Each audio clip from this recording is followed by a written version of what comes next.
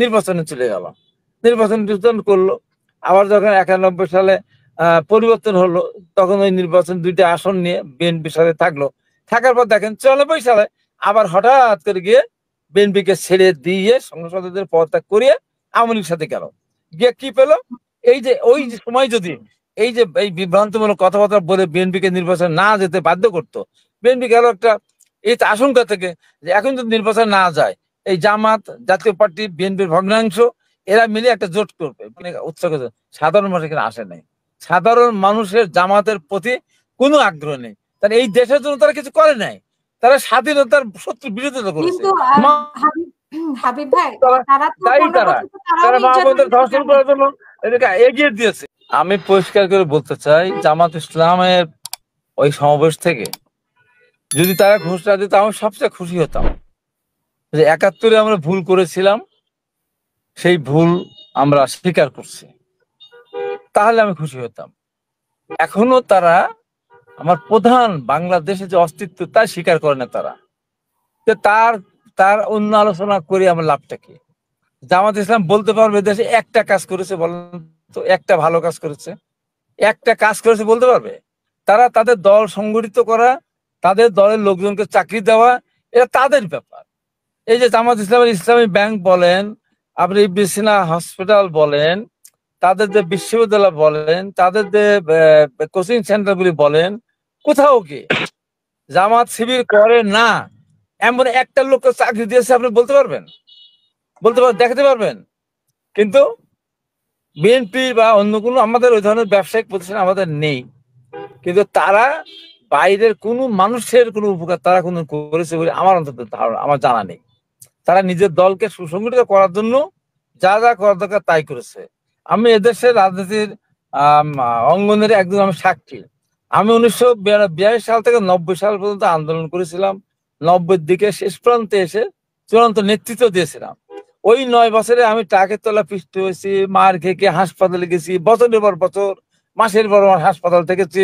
সেলিম দিলওয়ার, রাহুল হোসেন, সর্বশেষ ডাক্তার মিলন জীবন দিয়েছে। একটা জামাতের নেতা কর্মী যদি আহত হয়ে থাকে স্বৈরাচার বিরোধী আন্দোলন চলাকালীন সময়, তাহলে আমার আর কোনো বক্তব্য থাকবে না। একজন নেতা আহত হয়নি, একজন নেতা কোনোভাবে গ্রেপ্তার হয়তো হয়নি আমি মনে জানি। তখন আহত যারা হয়নি মিছিল করে কখন?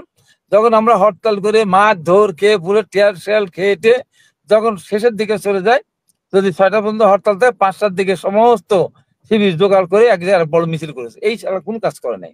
এরপরে দেখেন, এরপরে ধরেন বিএনপির সাথে আপনার 91 সালে নির্বাচনে আসলো, এসে যেখানে বিএনপির সমর্থন বেশি যে জায়গায় সে সমর্থন দিল, আবার যেখানে জামাতের সমর্থন বেশি সেখানে বিএনপি কিছু সমর্থন দিয়ে পরে সরকার গঠন করলো বিএনপির সাথে গিয়ে, 2টা সংরক্ষিত আসন দিল। দেখেন সেখানে তার আগে যদি বলি, 82 সালের পর থেকে যখন আন্দোলন শুরু হলো, তখন 7 দল অর্থাৎ বিএনপির সাথে জামাত আন্দোলনে গিয়েছিল।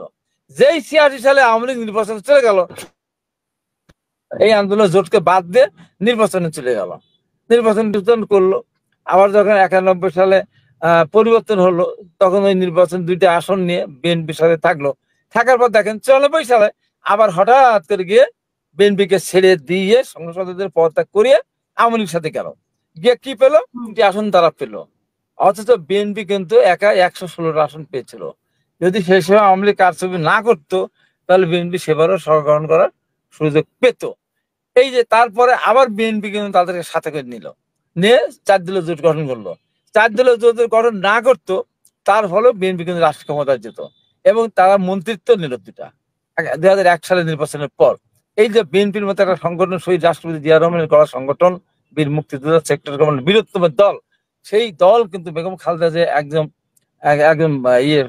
সুশীল রাজনীতিবিদ হিসাবে, তারপরেও কিন্তু সেদিন জামাতের 2 জনকে আপনার মন্ত্রিসভায় স্থান দিয়েছিল।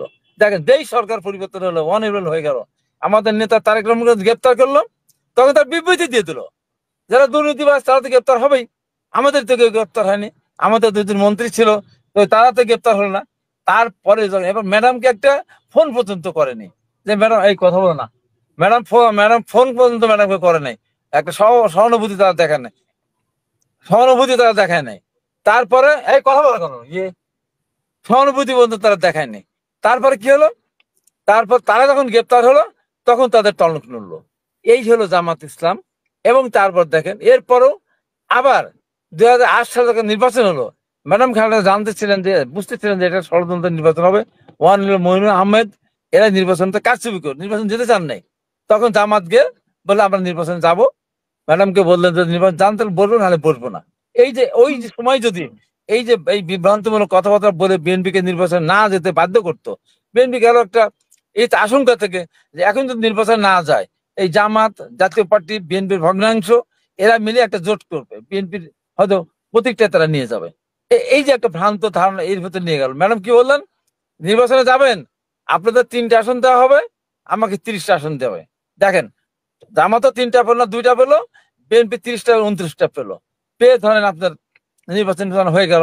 এই যে আছে দীর্ঘদিন ধরে আছে, আসার পরে এখন দেখেন এই যে পট পরিবর্তন যখন হওয়ার পর হঠাৎ করে তারা বলা শুরু করে দিল কি, যে এক ডাকাতকে বিদায় করেছে, আরেক দল ডাকাতি শুরু করেছে।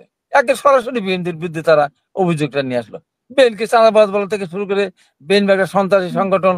এবং ইদানিং দেখেন তারেক রহমানের বিরুদ্ধে তারা স্লোগান পর্যন্ত দেওয়া শুরু করলো। ওই সমস্ত আরো যারা ইসলামিক দলগুলি আছে চর বনায় চিন্তা করেন, যাদের এদেশে কোনো অবদান নাই, কোনো অবদান না, তার এদের একটা কথা বলতে পারবে এই কাজটা এই দেশের জন্য করেছে? বিএনপি বলতে পারে। বিএনপির প্রতিটা শহীদ রাষ্ট্র জিয়া রহমান, বিএনপি দেশের খাদ্য ঘাটতির দেশকে খাদ্যের সংক্রমণ দেশে পরিণত করেছেন, ভিতরে খাদ্য রপ্তানি শুরু করেছিলেন। বিএনপি আপনার গার্মেন্টস এর প্রতিষ্ঠা করেছেন, বিএনপি বৈদেশিক কর্মসংস্থান মন্ত্রণালয় সৃষ্টি করেছেন। এই যে কথা, তারা কি করেছে? তারা কি করেছে? আজকে তারা এই যে লোক গুছাইছে, আপনি দেখলেন, লোক দেখলেন, এই লোক বাংলাদেশে কি আর এর আগে আপনার সমাবেশ হয় নাই? আমাদের যুবদল এরাকে তারুণ্য সমাবেশ করে নাই? তারা কি সব রাস্তাতে ছড়াই ছিটে গেছিল? ঠিকই তারা তো সমাবেশ করেছে, সেখানে তারা উচ্ছৃঙ্খলা দেখিয়েছে।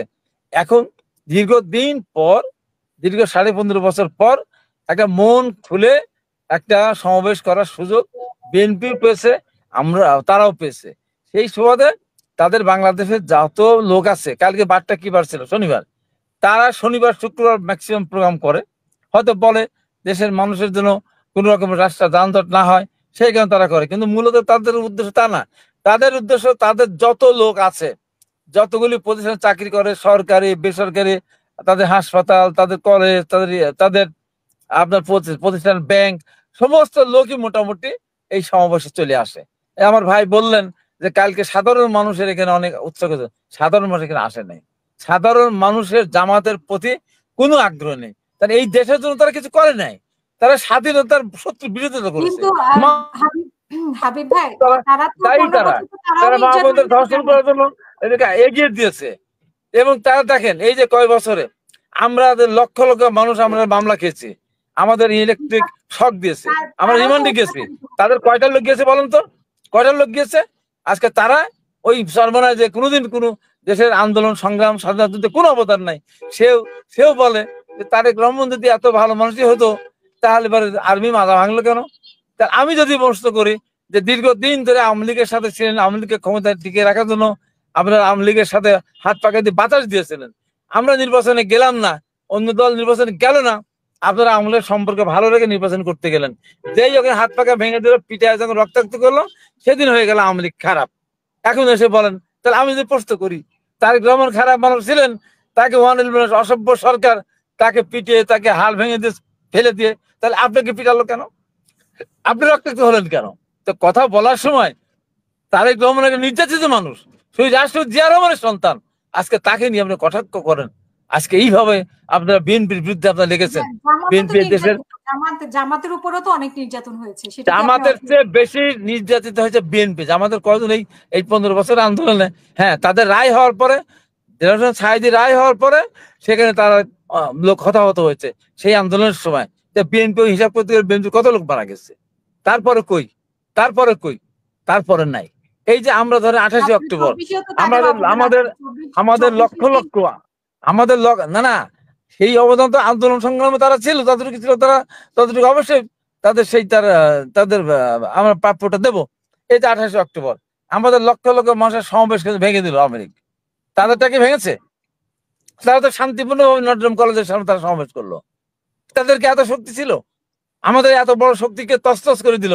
আমি দেশে ছিলাম লাস্ট পর্যন্ত, তখন আমার সাজা হয়ে গেছিল, তারপরও তো তাদের তো ভাঙলো না। জনগণ যদি এই জিনিসটা বুঝতে হবে। নির্বাচিত করে তো সেই ক্ষেত্রে তো বিএনপি কিছু বলা থাকে না, তাই না?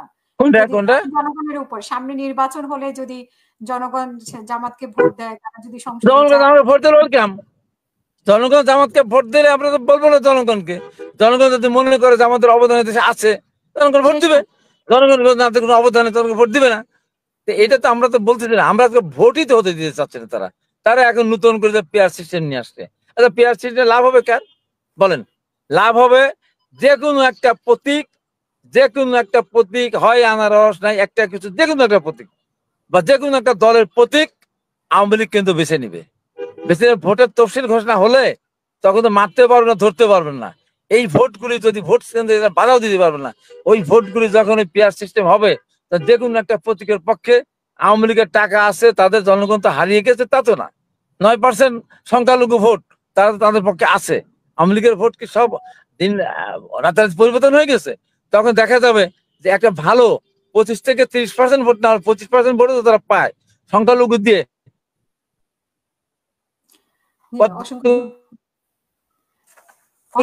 পেয়ার নিয়ে লাফাচ্ছেন। তারপর যারা এই জন্য বলি যে নির্বাচনের পরিবেশটা তারা নষ্ট করতে চাচ্ছে। কেন? তারা রাষ্ট্রীয় ক্ষমতা এখন ভোগ করতেছে পুরাপুরি। তারা বাংলাদেশের প্রাইভেট পাবলিক বিশ্ববিদ্যালয়গুলোতে কতগুলি তারা ভাইস চ্যান্সেলর হয়েছেন, হিসাব করতে পারেন? এটা কি জামাত এটা পারে? এই অধিকার কি তাদের আছে বা রেশি অনুসারে কি তারা পারে? যে কারণে তারা নির্বাচনটা চাচ্ছে না। তারা চাচ্ছে দীর্ঘায়িত প্রলম্বিত। কিন্তু প্রলম্বিত হলে বাংলাদেশের দুর্যোগ নেমে আসবে না, এই দায়িত্ব কিন্তু কেউ, এই কথা কিন্তু কেউ হলফ করে বলতে পারে না। ধন্যবাদ।